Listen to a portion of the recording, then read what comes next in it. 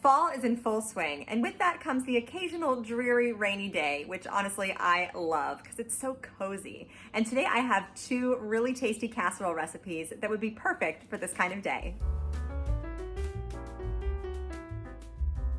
If you're new to my channel, don't forget to subscribe and give this video a thumbs up. Let's get cozy.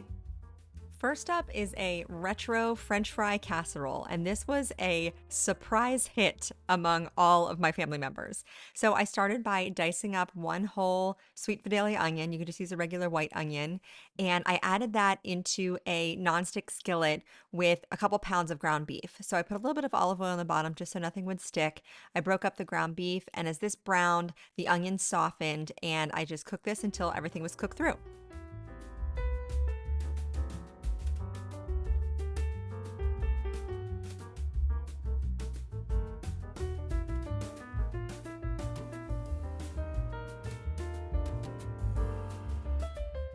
Next, I drained any excess fat from the pan, and then I added some really yummy seasonings. This started with some Kinder's buttery steakhouse seasoning, which I throw in a lot of things. It just adds great flavor. And then these are the stars of the show. We've got cheddar cheese soup, which I've literally never bought at the store before, but here it goes into this casserole. And then also golden mushroom soup, which I had never heard of before. This is sort of a tomato and beef broth based soup. It is sort of creamy in texture, but it's not milky in any way. It added a really nice, rich, savory flavor. I loved it. And then to bump up that savoriness, I also added in a good tablespoon of Worcestershire sauce and then mix that all together.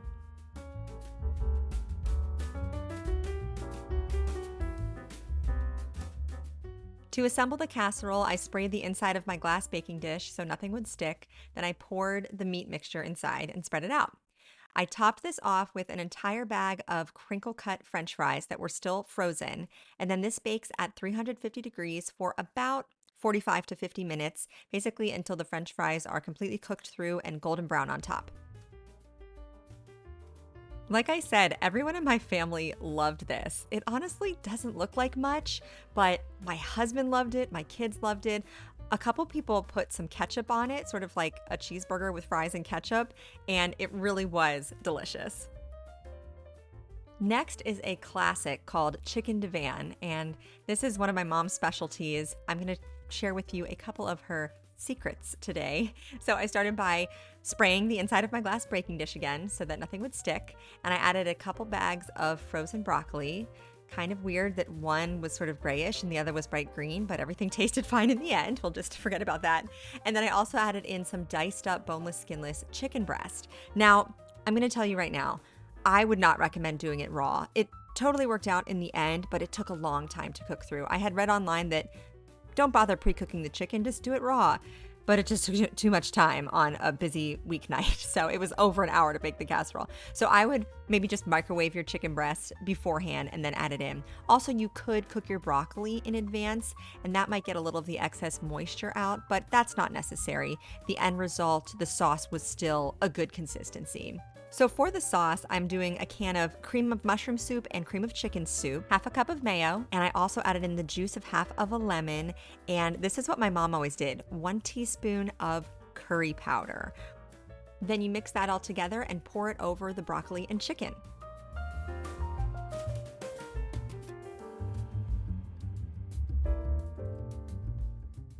Top this off with a healthy amount of shredded cheddar cheese. And then another of my mom's secrets is a cracker crumb topping. So I'm using an entire sleeve of buttery Ritz crackers. I crush those up in a Ziploc bag and then mix them with half a stick of melted butter.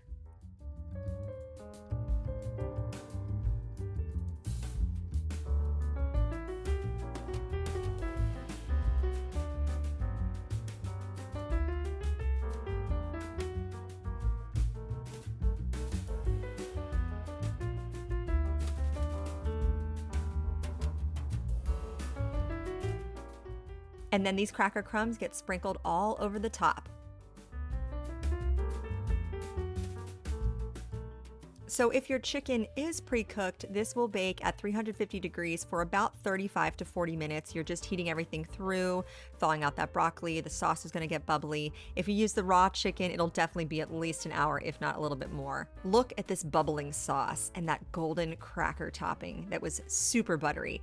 This was very delicious. It also tastes really good leftover. I like to serve it over rice. And lastly, for your viewing pleasure, is a close-up of that buttery, cheesy, crispy topping.